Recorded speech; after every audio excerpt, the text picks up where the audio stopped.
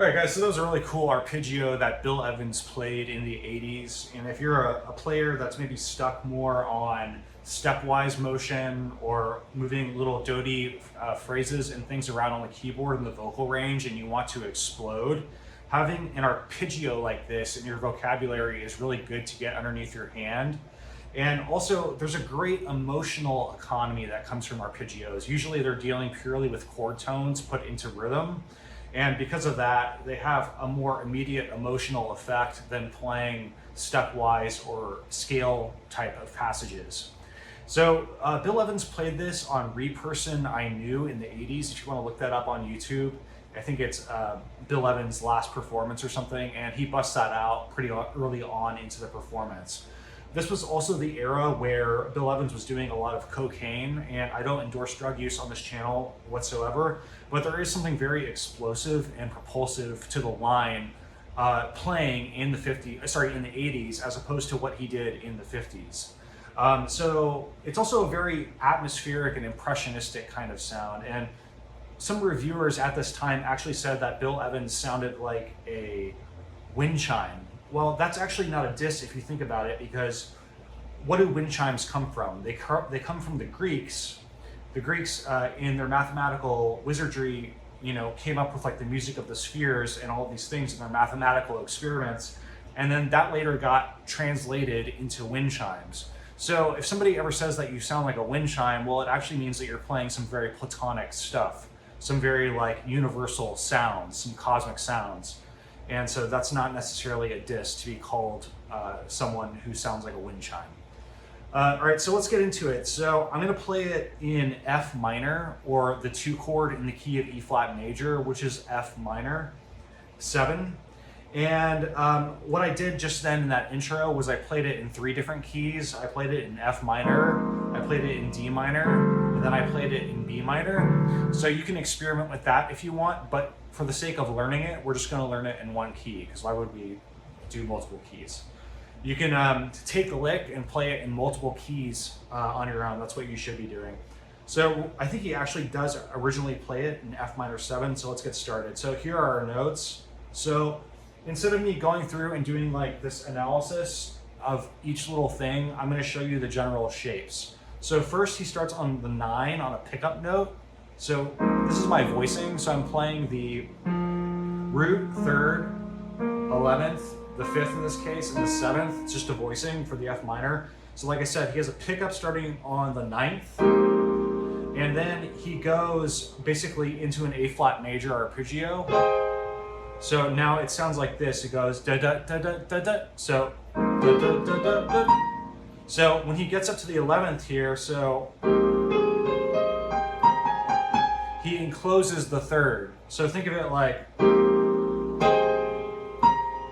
that, right? So so the rhythm is da da da da da da da da.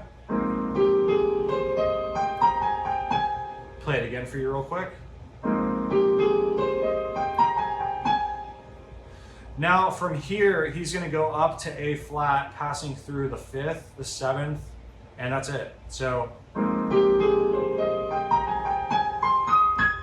and then instead of going to G natural here, he's going just directly to A flat to create an upper lock on the line. That's then going to go down a half step into an E flat major arpeggio starting from the 3rd.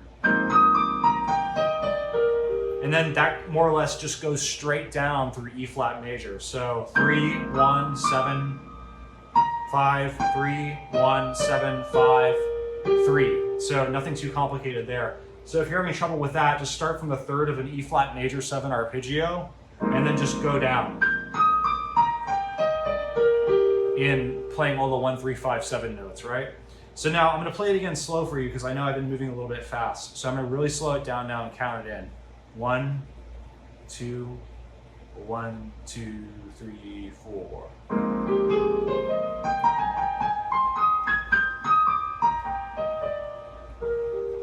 So that's the rhythm. In this particular line, he does have a kind of a bit of a rest, and then he finishes it with that. Okay, so now I'm going to play it even slower. 2, 3, 4.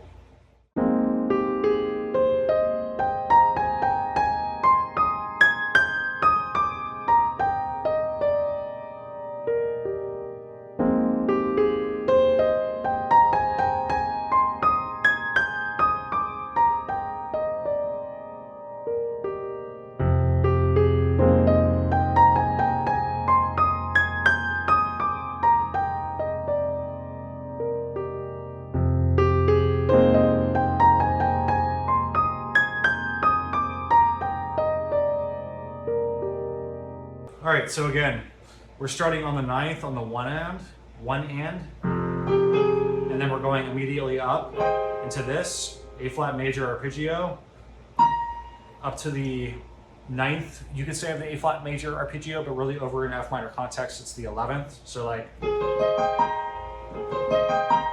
then we're gonna lock in on the third. So then we're from there, once we get to the A flat, we're going basically up an A flat major triad. That's what it looks like. And then we're gonna just descend there straight down through E flat major triad. So 3, 1, 7, 5, you'll see it. So I'll play it again one more time for you, really slow.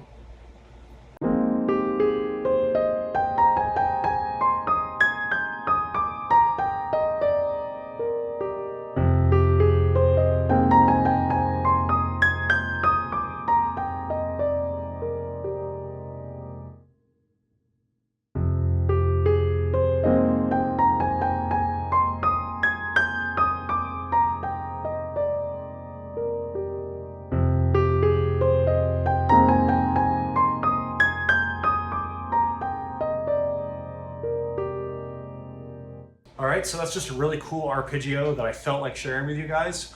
Like and subscribe if you got anything out of this. Take this line and play it in all 12 keys, or play it like in 4 keys. All right, guys, have a good one. See you later. Bye.